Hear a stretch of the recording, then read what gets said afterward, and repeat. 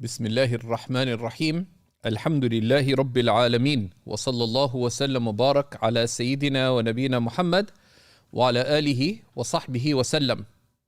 اللهم فقهنا في الدين وعلمنا التأويل وألهمنا رشدنا يا رب العالمين. Alhamdulillah. Today we're going to look at the 49th blameworthy trait of the heart, and this is al-mudahana, which is weakness in religious resolve, or as Sheikh Nuh Keller translates it in Reliance of the Traveler, it is compromising one's principles.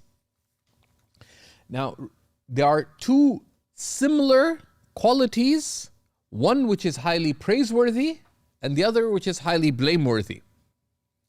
So, what is highly praiseworthy is to act with consideration. And that's socially praiseworthy and religiously praiseworthy. Socially praiseworthy, like my friend whose wife decided to wear the same dress that she wore for her wedding on her 10th anniversary. So she came down the stairs, she asked my friend, "How do I look, John?" He said, "You look like a balloon that's about to burst." Now, whether or not that was factually true, that's none of my business, but it was true. But was it considerate? No. Right? They almost got divorced as a result. So that is blameworthy on a social level and also in matters of religion, where you say something that is inconsiderate, and that would fall under the previous, in religious matters, it would be type of fitna. Right? Spreading confusion. So there are, for example, someone who's just experienced just experienced miscarriage. So you decide to explain to them all the rulings related to, well, your child could, according to the fuqaha, your child could have also come out broken up into pieces. Your child could also have this. All these kinds of things. And all those rulings may be true, but telling that to someone who's just suffered a miscarriage is inconsiderate. Someone who's having doubts about their faith, saying things that would confuse them about it, is inconsiderate. And that's from fitna, which is what we looked at in the previous two lessons. So what is praiseworthy is what's called mudara. Right? Mudara. And what is mudara? Mudara is consideration or discretion or tact, right? Which is to uphold one's principles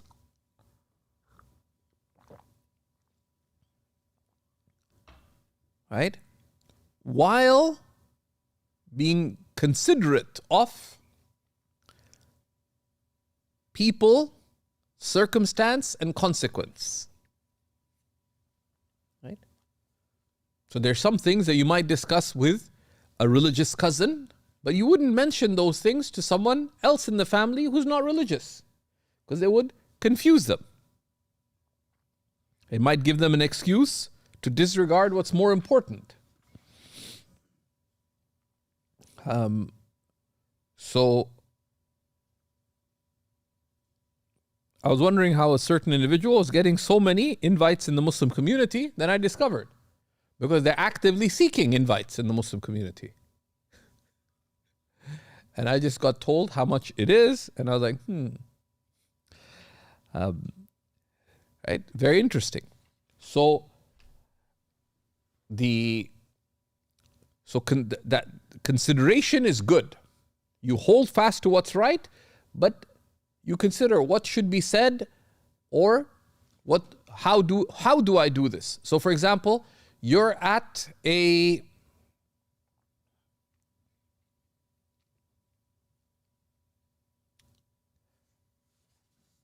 let's say you sell modest clothing, right? Modest clothing for men and for women. And there is a Islamophobic, there's some right-wing Christian group that's having a big conference, you decide to have a stall there, and hopefully you will establish relations, etc. Now, to be considerate of circumstances, you hold fast to your principles, you pray on time. But where you pray, if you fear harm for yourself or you fear that they'll be confused if they don't know the context of why you're praying in this way, etc. So you go to a quiet place to pray. That's fine. Whereas what we're looking at today, weakness in religion, compromising one's principles, is that you're at a conference and you don't fear any harm for yourself, whatever. You're at the airport. And you miss the prayer because well, what will people say or do, etc. Right? Or you see, and we'll see the other examples, right? So the difference between consideration and tact and compromising one's principles is considerations is you do what's right in a considerate manner. So let's say you have distant family who are very distant from religion. They have negative attitudes towards religion. So you did maghrib with them, you did your sunnah. Let's say you have a habit, you do 6 rak'ahs after maghrib. Now that'll confuse them, this and that, whatever. You go to a side room, you do it anyways. That's consideration and may depend on circumstance.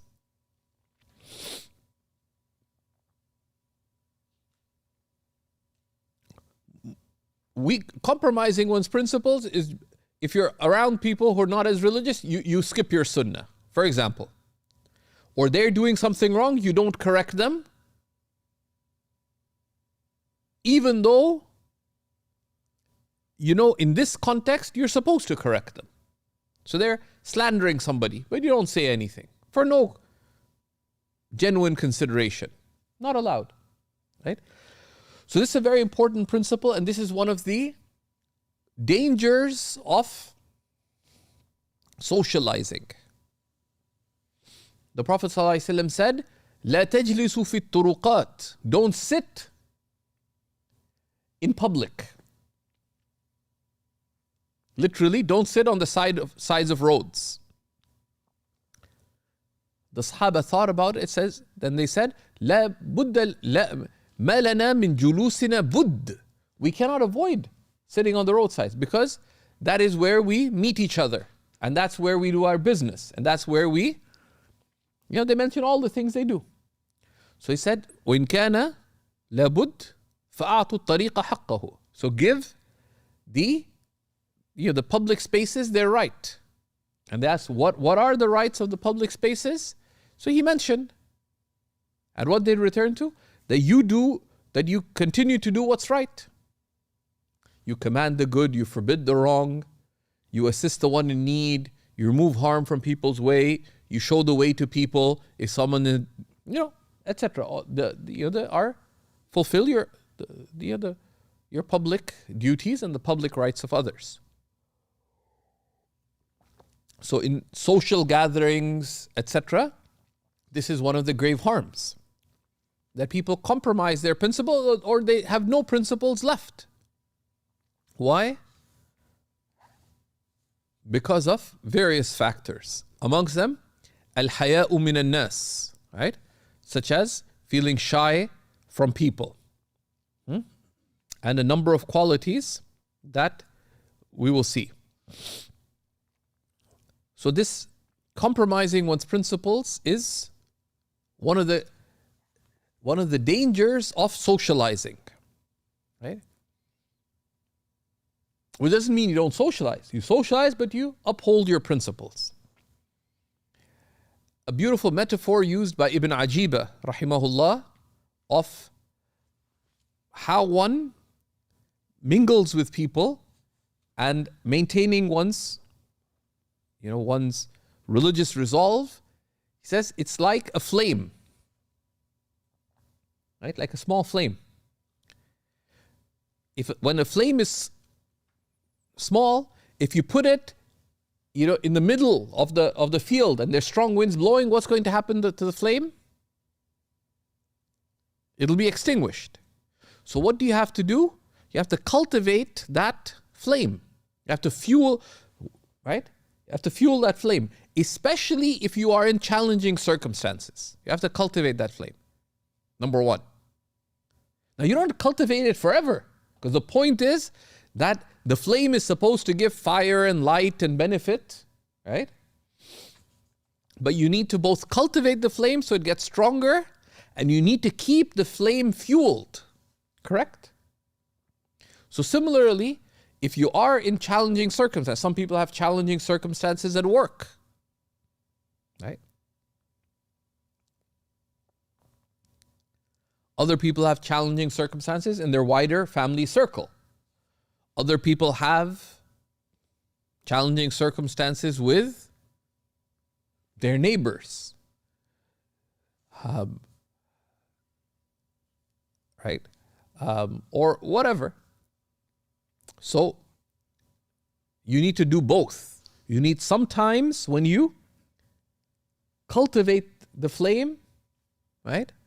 Which is that time alone with Allah subhanahu wa ta'ala, that time where you gain religious knowledge, the time when you keep religious company, etc. These things that cultivate your religious resolve, right?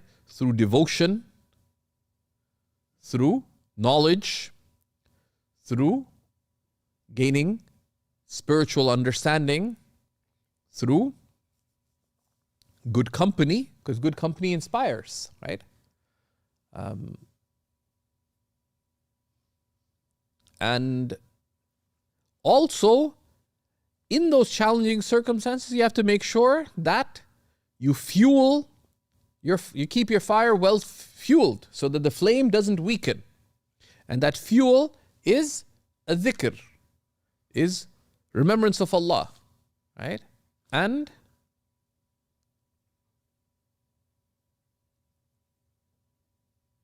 التمسك بالتقوى, and holding fast to taqwa.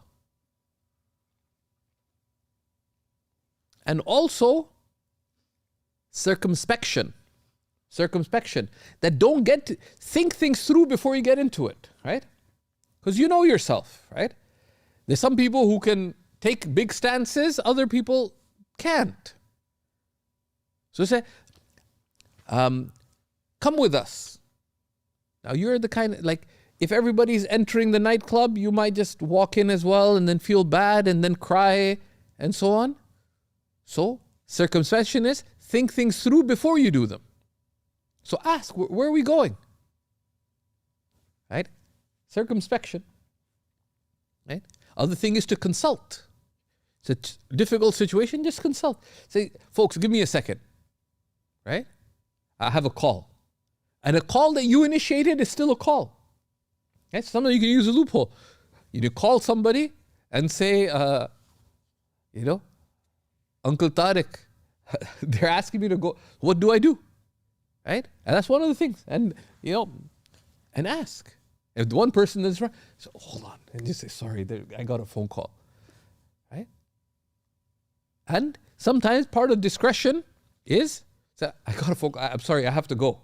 Because you don't know what to do. Like, you're not saying that you don't have to lie, but say, I got a phone call. I have a phone call, which you initiate. I have to go. Right? And you don't have to tell everyone everything. Says something came up. It's called the command of Allah, right? So these are things that protect your faith, right? Because you put if you're going to be in a challenging situation, and different people have different challenging situations, socially, professionally, in family, right? So remain on the remembrance of Allah, right? Have a commitment that wherever you are, you uphold taqwa. That's the counsel of the Prophet ﷺ. The Prophet ﷺ advised Sayyidina Abu Dharr and Sayyidina Mu'adh radiyallahu ta'ala anhuma, ittaqillaha haythuma kunt. Be mindful of Allah. Yani, have taqwa of Allah wherever you may be.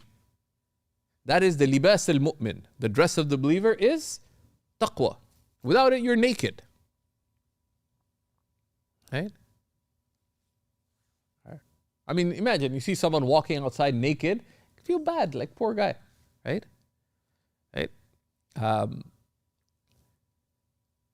Although downtown Toronto, people really don't care, right? Once I was walking, I was texting, looked up, this guy dressed in like Spider-Man or something on a skateboard.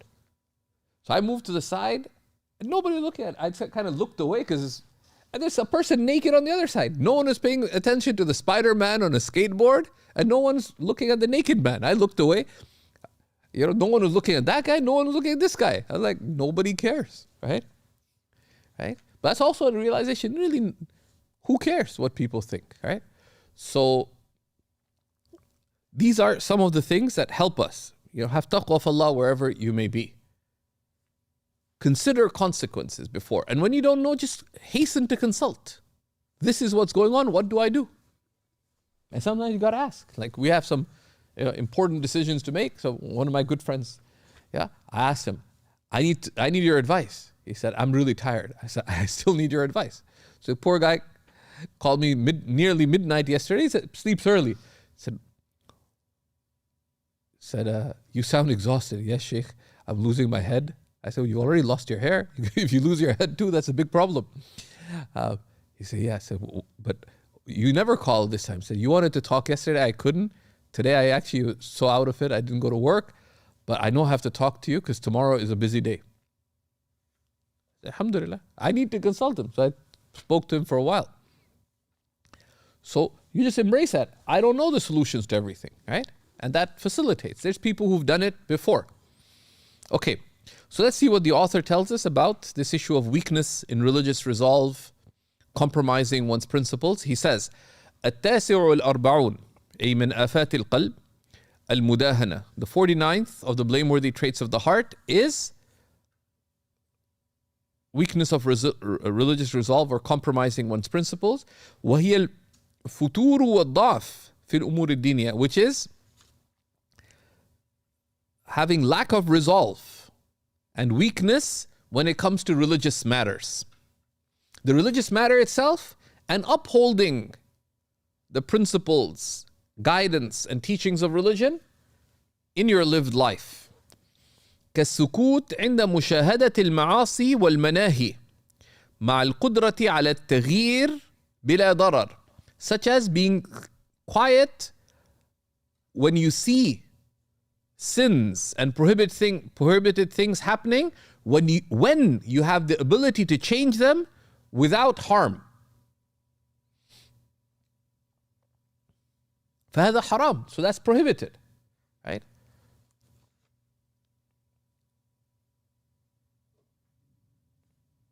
So for example, you're with family and one of your cousins decide to order from crispy chicken sandwiches. And you know they've withdrawn the halal license, they've changed ownership, but your cousins aren't really practical, but people are going to eat in the family. But you're like, if people cared, they'd find out. You can't do that, right? If you told them, sometimes you can tell them directly. Said, by the way, your responsibility is tell them. You can't beat them up, right? You tell them, by the way, that's no longer halal because they withdrew the halal certification, whatever. You have to. They're not gonna do anything to you, right? That's not permissible. Now, if there's going to be harm in it for you or for them, that's a different consideration. But very often people imagine harm. And one of the ways to address these kinds of things is to do it indirectly, right? And that's one of the things that I first learned from Sheikh Nuh Keller, but he pointed to a wonderful discussion by Sheikh Abdul Ghani Nabulsi, which is from his commentary on the Tariq al-Muhammadiyya, about that the sunnah of the Prophet ﷺ in correcting the wrong was always to point to what the person could do right. Because that's empowering. So don't just tell them, don't eat there, it's haram. Right? So just tell them, so there's this place that serves alcohol, for example, right? And it's questionable halal status. Some Chinese halal places, you're like, maybe some miracles taking place because everything else is haram. So now one of the practical ways, right, is suggest alternatives. So we, you know, my sister and myself, and we drove my brother into it too. We have a family member who sometimes suggest things that they thought were halal. They didn't live in Toronto, so they'd come and say, we want to invite the whole family to Chinese. We have this place. And they'd always, I thought that they'd forget this place. So we'd agree that the siblings would disagree on the alternative. I'd say, you know, there's a really nice Chinese place called this. My sister would go, oh, but there's another one that's even better called this. And my brother would go, how about something else, right? And then we'd go with one of the choices, right? Then there's multiple options. So it's not like one person's being the thing, right? And then, you know, you can mention, and also, you know, and afterwards it's also good just to mention that, you know, we're not actually very sure whether that other place is halal. So that sort of contextualizes the thing, particularly if someone might not appreciate halal and haram, things like that, right?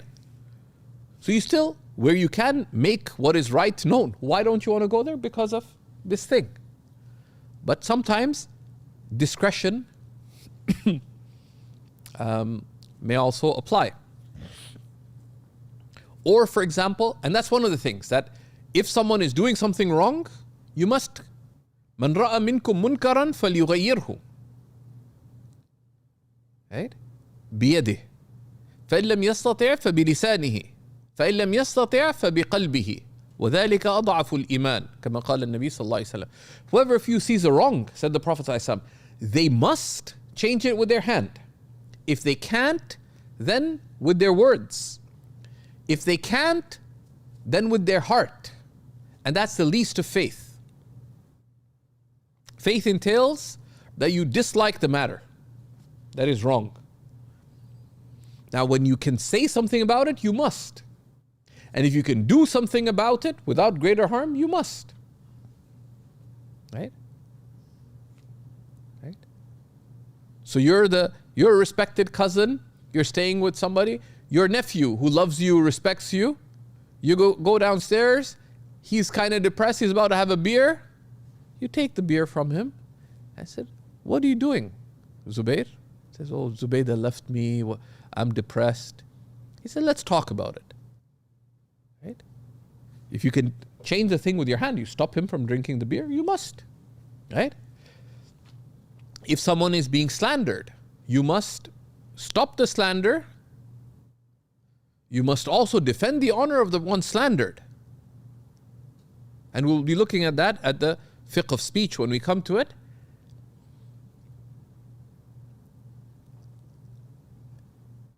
If you're not able to do all the above, then at the very least you must change the subject or you must leave. And you don't have to leave like forever. You have to leave that situation. Right? So when you can, you must change, must stop the wrong, you must correct it if you hope be corrected, but sometimes you can't. Someone's very upset about something, and if you try to say this is halal, this is haram, it'll make it worse, then the very least you must change the topic. If you can't change the topic, you're not allowed to sit with those who are actively disobeying Allah subhanahu wa ta'ala, where reasonably avoidable, right? And he says, فَقَدْ وَرَدَ أَنَّ السَّاكِتْ عَنِ الْحَقِّ شَيْطَانٌ أَخْرَسٌ. Right? Right? And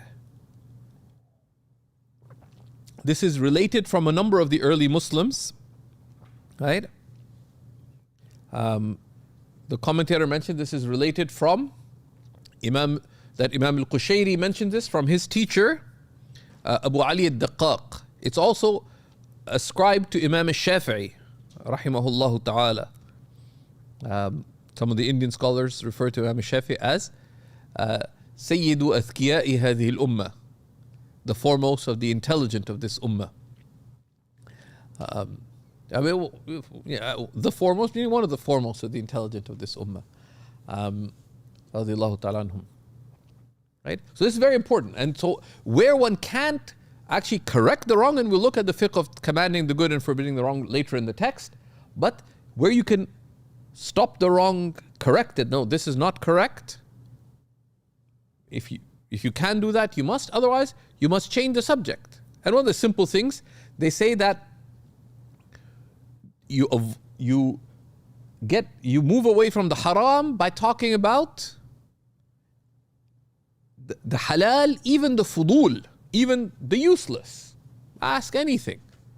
Said, where do you guys buy are you about to buy a plush carpet next? But someone's talking nonsense, you say, wow, this is really nice carpeting. Where do you get it from? Like, do you really care where the carpet, are you buying some these days? No. But you change the topic to anything. Talk about the food. Talk about the weather. So did you hear the rainstorm today? All Canadian, actually people around the world like talking about the weather. It's like people complaining. I talk to these people actually in Lahore. It's like, it's so hot these days. Guess what? It's Lahore and it's almost April. What else do you expect? Like, I don't even live there. I could tell you, right? Outside of a couple of months, what's the weather? Hot and probably humid, right? Right? Outside of what, like December, January, February, it's hot and humid. Once in a while, rarely it'll rain, right? So, but that's the nature of people. Karachi, all year, it's hot and humid, but people like talking about it. So just ask them. Ask them about their clothing, right? Change the topic. But if you could correct it, and that's where one learns the art of, it's sensitive, because sometimes it's tough.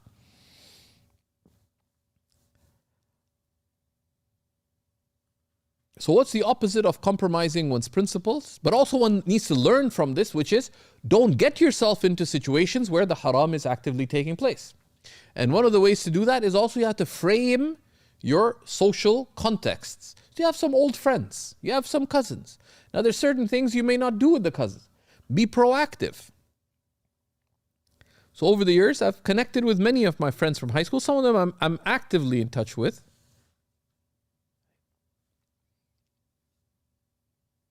One of them, I actually met in person in Davis, California.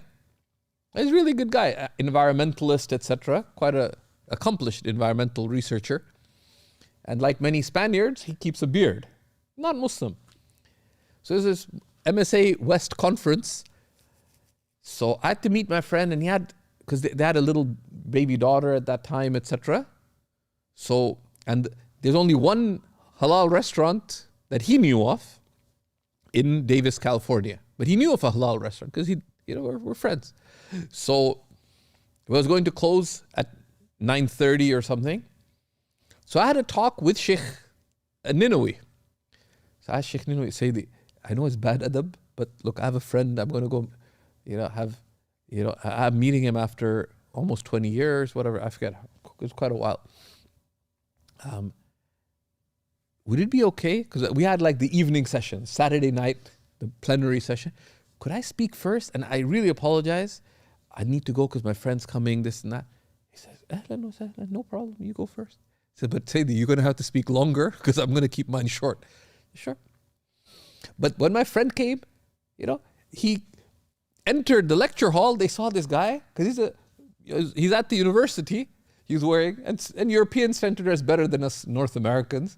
So he's wearing like a nice vest and a tweed jacket, and had this nice full beard, looking very professorial. So they thought he's some and he was some sheikh or something. So they had him come, they escorted him down right till the front. So it was very distracting because I'm speaking, and my friend, who I haven't seen for, we've been in touch, is sitting right at the front.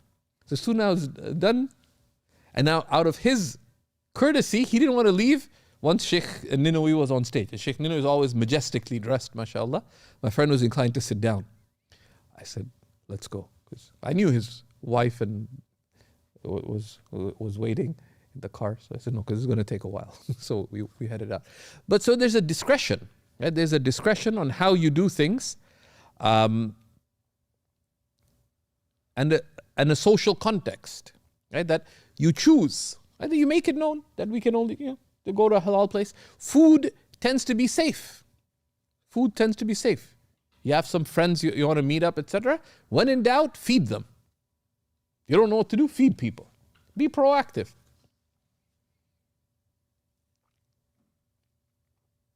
And sometimes it doesn't work.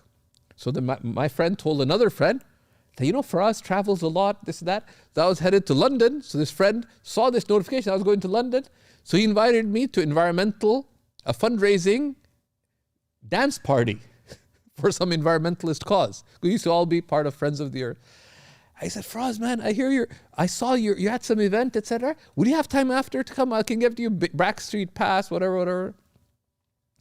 I actually had a dinner afterwards as well. I was going to go to environmentalist fundraising dance party, whatever, because his friend was an environmentalist DJ, whatever that means. I said, could we meet up for coffee next day? He said, that'd be wonderful, but I'm going because he had another dance party in Ibiza or somewhere. Okay? So, but you reframe it, let's meet up for coffee. People are happy. So the opposite of this, he says, وَضِدُّهَا الصَّلَابَةُ فِي الدِّينِ. The opposite of compromising one's principles is to be firm in religion. Right? Salaba fi din. And being firm in religion, right, is that one does not compromise one's principle. One upholds one's principles, right? But with wisdom. قال الله تعالى يجاهدون في سبيل الله ولا يخافون لومة لائم. Right? They strive in the path of Allah, meaning in all that Allah's pleasure is sought through in the general sense, in the specific sense, as fighting in the way of Allah. وَلَا يَخَافُونَ لَوْمَةَ لَائِمٍ. They do not fear the blame of any who would blame. That's if you're doing the right thing, in the right way, with the right intention, as best possible. Right? Because we don't court blame. Right? We don't court blame. But we don't fear blame either. If this is the right thing to do, it's the right thing to do. وقال عليه الصلاة والسلام قل الحق وإن كان مرا.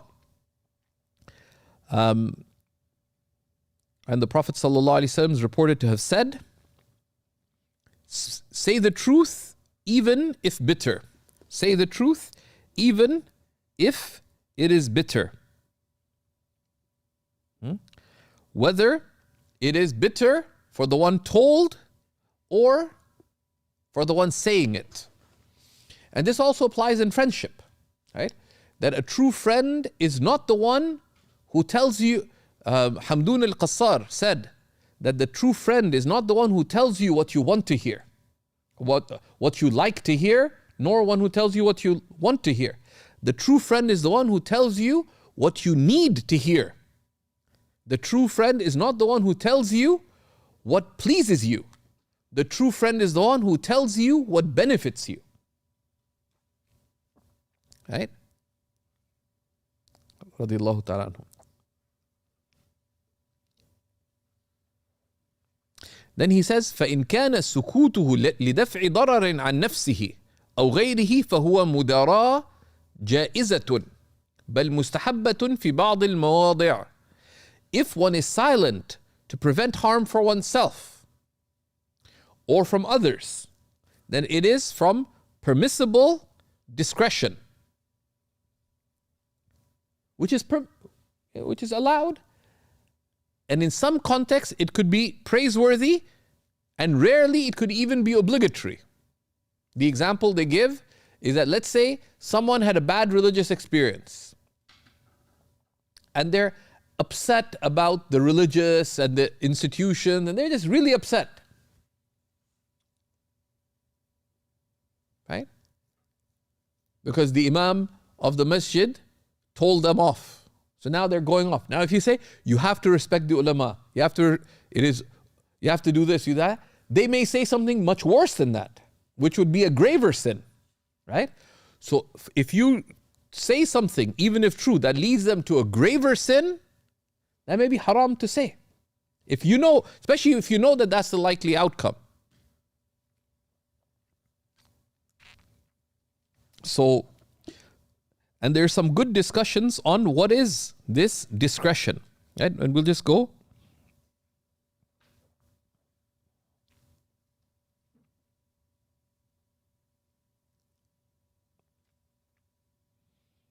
Right? And the commentator here, Imam al-Khadimi, he says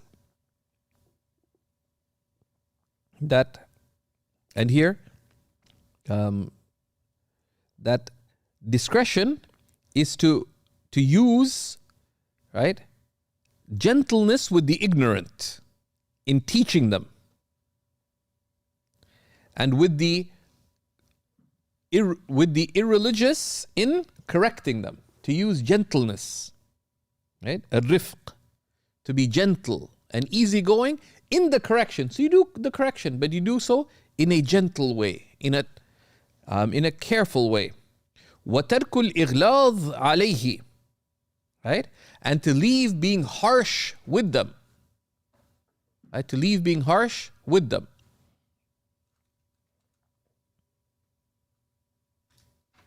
Right? Whereas compromising one's principles is to hang out with them and have no qualms with the wrong that they're doing.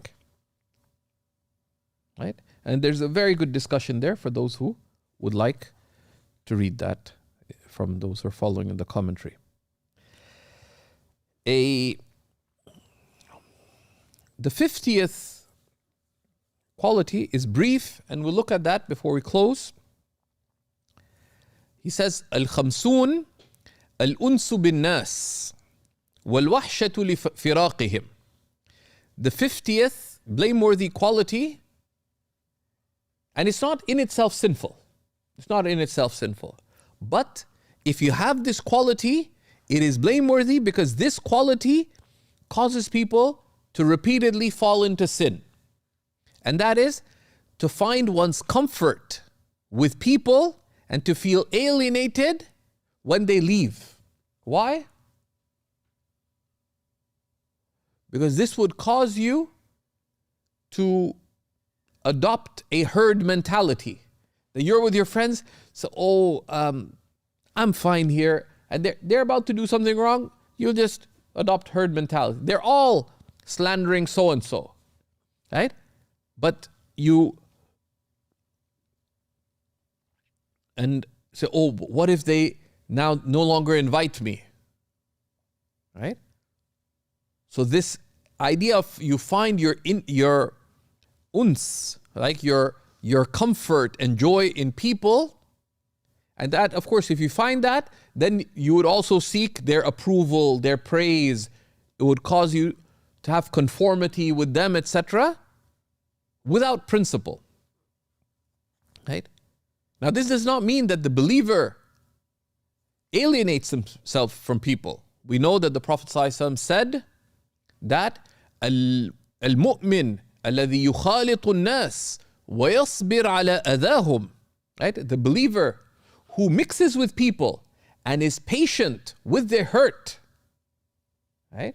That sometimes they're unreasonable, sometimes they're rude, sometimes they get angry, whatever, and they're patient with them, is better than the believer who withdraws from people and isn't patient with them. This is about, what's the source of your joy and sadness? It's people and their praise. Right? So he says, وَهَذَا مَذْمُوم. This is blameworthy. Why?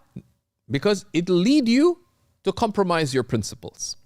So he says, فَلِذَا قِيلْ مِنْ عَلَمَاتِ الْإِفْلَاسِ الْإِسْتِئْنَاسُ بِالنَّاسِ. From the signs of being bankrupt is to find your intimacy in people. Right? Bankrupt meaning spiritually bankrupt. That's where your joy is, with people. And of course with people, whether this is with their physical presence and acceptance, or their virtual presence and acceptance. You know, some people can't do without a virtual social bubble. Right? So I said, didn't you see my picture on Instagram? I said, no. I said, really? And they can't believe that you didn't see their picture on Instagram. And they're shocked. Okay? People send messages to each other by hints on social media. Well, some of us wouldn't know about that, but right? وَكَذَا الْأُنْسُ بِسَائِرِ مَتَاعِ الدُّنْيَا. Likewise, finding one's intimacy, one's joy with any of the matters of this world. كَالْكَرْمِ وَالْبُسْتَانِ. One's gardens. وَالرَّحَى وَالضَّيْعَ وَنَحْوِهَا.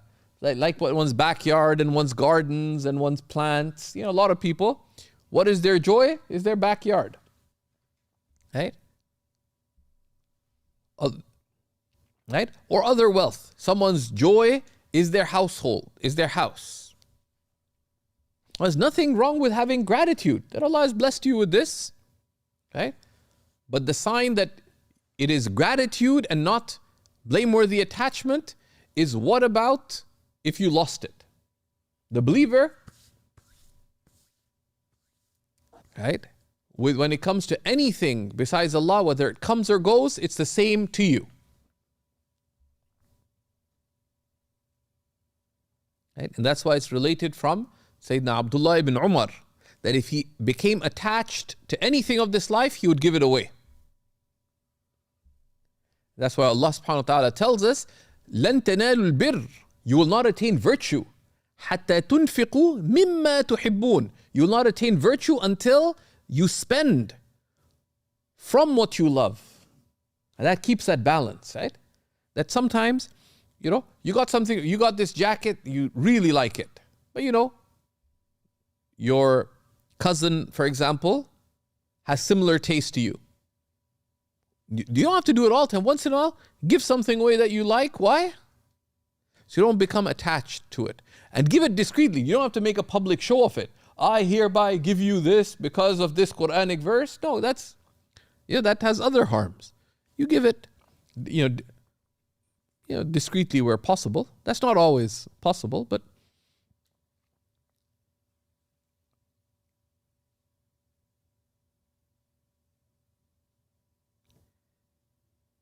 and this is related to a prophetic counsel about how one interfaces with the things of this world and with people. The Prophet ﷺ was asked by one of the companions that, tell me about something which if I do, Allah will love me and people will love me. It's a big deal. One thing, right? If I do that, Allah will love me and people will love me. The Prophet ﷺ said, Izhad fi dunya yuhibbuk Allah. Renounce worldliness and Allah will love you. Renounce be unattached to anything that disadvantages you with Allah. Be unattached to it. So if this is an impediment in your relationship with Allah, be willing to let go. Or let go.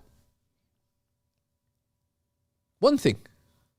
But it's not easy. It takes practice and you have to be gradual, because they say if you overdo renunciation, then you will become fully attached to the worldly. Right? Because the Prophet ﷺ said, Nafsuka maqiyatuka. Yourself is your mount. Right? You're on a journey. And what are you riding on? You're riding on yourself. You're riding on you. Farfuq biha. So go easy on it. Like, you're like Don Quixote. Right? You have your weak horse. So go easy on the horse, because it'll die. You know how strong you are. And all of us, Allah subhanahu wa ta'ala tells us, خُلِقَ الْإِنسَانُ ضَعِيفًا. So don't overdo your quixotic plans. Why? Because the horse you're riding on, its creator has told you it's weak.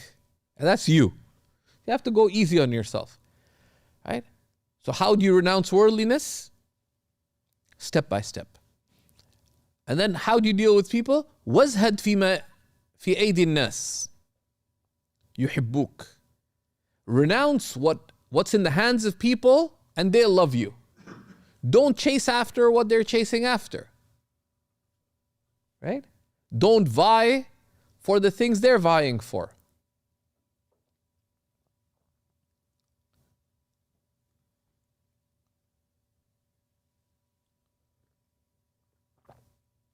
And this is a question that we should ask ourselves. What makes you happy? Right? What makes you happy in this life? Right? They say, مَنْ اعْتَزَّ بِفَانٍ فَهُوَ مَغْرُورٌ. Whoever finds their pride, whoever's source of pride is something perishing, is deluded. Just think about it. Barcelona beat Real Madrid. Yeah, they're jumping up and down.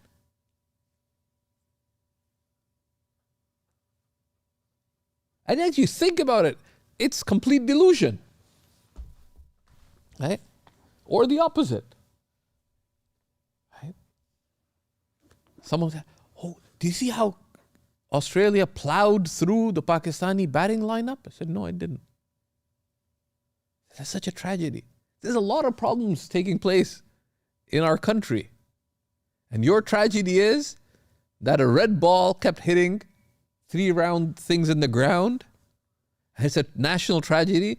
There's poverty, there's corruption, there's injustice, there's all these things.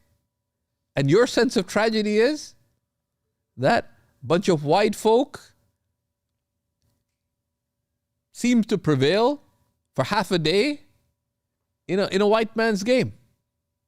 Right?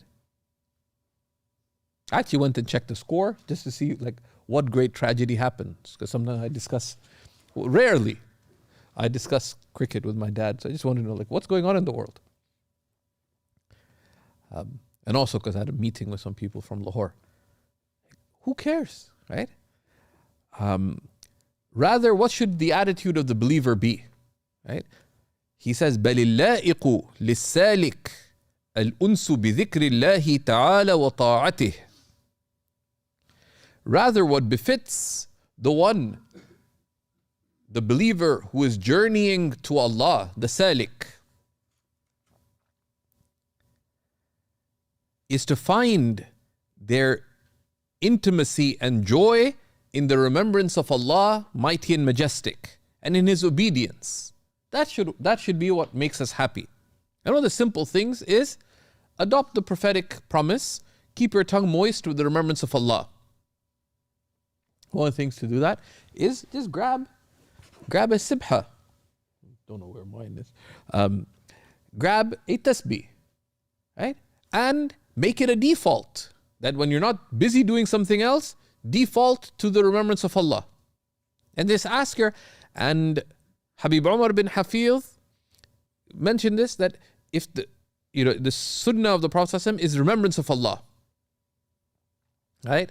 Then reason would entail anything else you do it if you are hopeful of as much reward as remembrance of Allah subhanahu wa ta'ala. And how do you get as much reward as remembrance of Allah? If you do it with a noble intention. So your work with a good intention has more reward than dhikr of Allah. Right? You intend to benefit others, earn a lawful living, etc. But in those things that are not the remembrance of Allah, and of course in prayer and Quran, all these things are remembrance of Allah. Anything else you do it with intention to seek the pleasure of Allah, gratitude, doing the good, benefiting others, but also infuse it with the remembrance of Allah. Right? Keep renewing your intentions. It's not just at the beginning, like you're seeking knowledge. Right? Now, so you're focused on your Arabic grammar. Is Arabic grammar in itself very spiritual? Conjugation charts very spiritual? No. But you do it with this intention, you keep renewing your intention. And that actually gives you purpose in what you're doing. Number 3, infuse it with the remembrance of Allah. Infuse it with dua. Right? So at work, you're about to go into a critical meeting.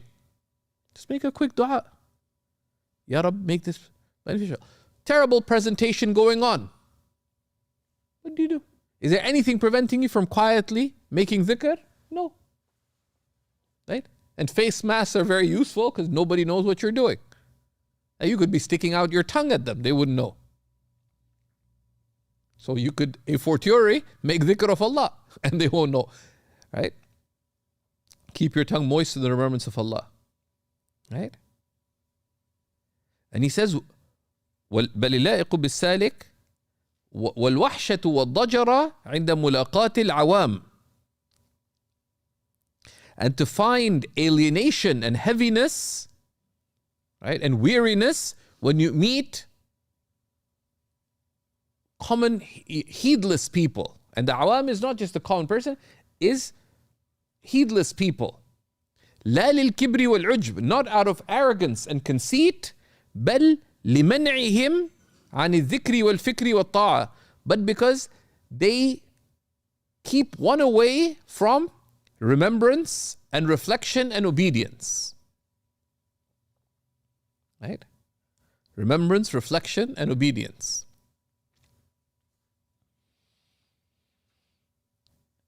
So this is one of the critical concepts, right, that we should find. And the way to sustain this is strive to have routines of remembrance of Allah in the morning and night. Right? One's strength of faith and one's finding joy in and through Allah is only to the extent that one turns to Allah by morning, by night, in the depths of the night, and to the extent that one remembers Allah subhanahu wa ta'ala, to the extent one tries to uphold taqwa, to the extent that one strives to imbue whatever one does in life with noble intentions. Because frequently, this early Muslim said, رُبَّ عَمَلٍ صَغِيرٍ تُعَظِّمُهُ النِّيَّةِ. How often it is that a small action is made great by its intention. وَرُبَّ عَمَلٍ عَظِيمٍ تُحَقِّرُهُ النِّيَّةِ. And how often a great action is made despicable by its intention.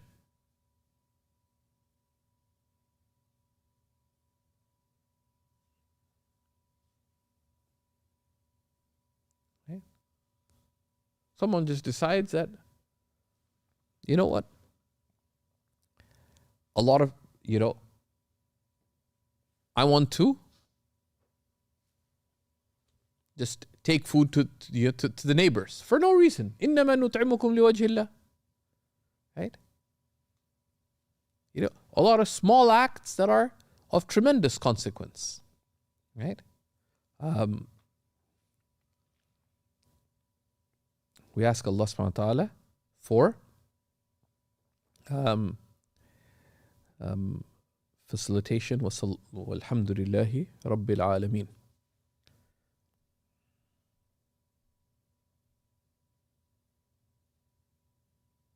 Go ahead. How do I remove pain from my heart whenever I remember whenever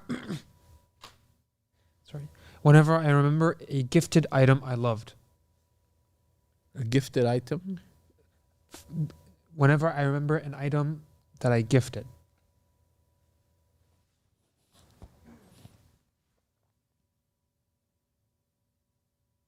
They say fake it till you make it, right? One of the things you feel some pain, ask Allah. Whenever, ask Allah, raise your hands in dua. So Allah asks you that you make that gift sincerely for your sake, that that you reward me for it, that you manifest for me your promise that that whoever man taraka shay'an lillah awadahu Allahu khayran minh, that whoever leaves something for the sake of Allah, Allah replaces it with better than it. Right? Right? I just ask Allah. If you find pain in your heart, you didn't create the pain and you can remove it. So ask the one who can, say, oh Allah, remove this pain from my heart. Right? And one of the most useful things that Mashaykh tell us is you are not yourself. Right? That the self, the lower self, the nafs, right? It's mustajma'ul awsaf al-dhamima, right? That gathering place of blameworthy qualities, that's not you. Who are you? You are a servant of Allah, right? Right? So if you have a cat and it fell into some mud, you know the cat is beautiful. The cat, when it fell into the mud and it looks ugly, is it now an ugly cat? No, because the cat is the cat, not what is surrounding it. Right? So similarly, you are not yourself. These tendencies, these inclinations, they're not you. You are not the prisoner of yourself. It's simple as that. Right? So the pain you find, etc., the attachments you have, the bad habits, that's not you. You fell in a little bit of mud. Now, sometimes it takes a while to scrub yourself clean. Right? So it might take some time, but we are held accountable for the efforts that we take. Right? And it's also, these things also serve as reminders from Allah that you got to work some more. You got to work some more. And that's normal. Nothing happens immediately, right? Right? If you try to, for some people they found cycling easy. First time I cycled, fell to my right. Second time I cycled, fell to the left. Right? Then I started cycling, I drove into the wall. Right? I've done amazing things while cycling, right? Almost killed the dog, but actually hurt myself, right? So a lot of, many things are difficult in life. Right? I was scared of the dog, so I thought if I went really fast, I'd miss the dog. But the dog just took 2 steps and got in the way. So then I had to move away. And I hurt myself. Big deal. Like, you won't die. Right? Sometimes you just say, okay, keep going. Right? So, also it's good to consult. Right? It's good to consult. Right? The believer does not complain, because mere complaint is not good. But consulting is a source of strength. That's why we keep good company, have people of experience, wisdom, insight that we ask, and it helps. Right?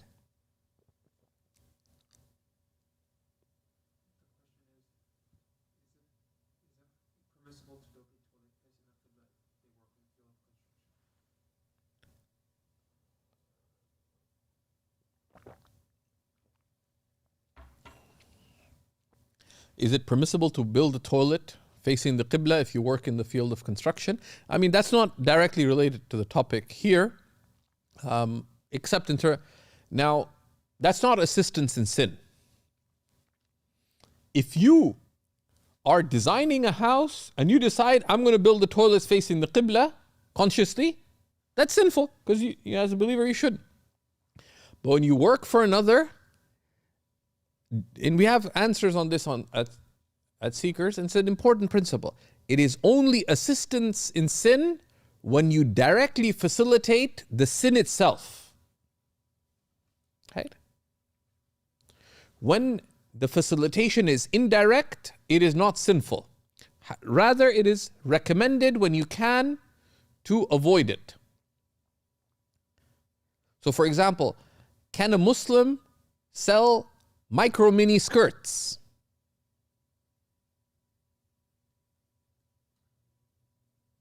Or really tiny men's shorts?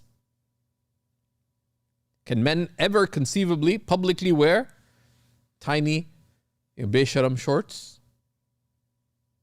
Publicly? No. However, it's not sinful. Why? Because you could conceivably wear it under other clothing. Right? Now, if you can avoid it, certainly it's recommended. Right? In a Muslim country, they may outlaw certain types of dress. That's a preservation of public morals. Someone could wear it at home between husband and wife. They could wear it under their clothing. Whatever. There's 101 possibilities, right? Someone could make awkward toilet seats. They built them towards the Qibla, and they said, please sit at a 30-degree angle. Right? Then because building it towards the Qibla does not mean that the person has to sit facing that direction. They could sit slightly away. When you have a choice, you avoid it, right? So we have many answers on the principles of assistance in sin, right? You don't intend to assist them in the wrong, right? And you don't think the wrong is okay. But there are many difficult choices, right? Someone comes and they want to, just imagine, you have you own a strip mall. Do you have to ensure that every store, in a non-Muslim country particularly, that every store is Sharia compliant? No. What are you doing? You are renting out units, right? Are you accountable for what they do in them? No, you're not. Even in a Muslim country, technically. The Hanafi scholars will go to the exam, if you rent it out of property, and you know, even in advance, that they're going to use it as a temple, it's not haram. Because your act is not impermissible, which is you rent out the place. Now, if you have a choice, you avoid that. But frequently, life is based on difficult choices. You drive but there's nuanced fiqh related to that, because you cannot do what's directly haram, right? If you work for the postal service, can you choose not to deliver certain packages? No. Taxi driver, do you have to ask about the marital status of the people sitting in your back seat? No. Because you're just taking two people from point A to point B. Now, where you can be smart, that okay, weekend nights, maybe you don't work at that time, but that may not be feasible because you have family to provide, you have to work 16 hours a day, 6 days a week, and 1 day a week you work 8 hours. Life's tough.